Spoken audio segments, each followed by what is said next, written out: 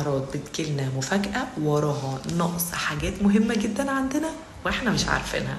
تعالى اقول لكم ايه الحاجات دي وايه الحاجات المفاجأة اللي ممكن تجيلنا، وساعتها ممكن تدينا انديكيشن احنا عندنا نقص في ايه.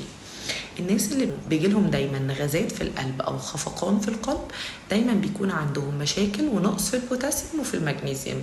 الناس اللي بيجيلهم تنميل دايما في الاطراف ده معناه ان في نقص في فيتامين بي 12.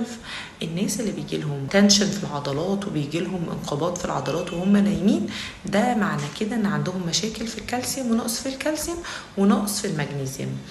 الناس اللي فجأة بيجيلها صداع ودوخة ومش عارفة دي من ايه، غالبا بيبقى عندهم مشكلة في سكر الدم بيبقى غير منتظم او عندهم مشكلة في فيتامين بي 12. اما الناس اللي بيجيلها اكتئاب وقلق مفاجئ ده لازم ندور على الاوميجا 3، ممكن يكون في نقص اوميجا 3، في نقص زنك او فيتامين دي.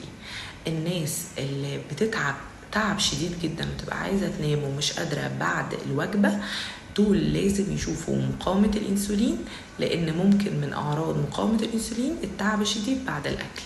دمتم بخير ويا ريت تعملوا سيف ولايك وشير للفيديو عشان المعلومة توصل لكل الناس. وباي.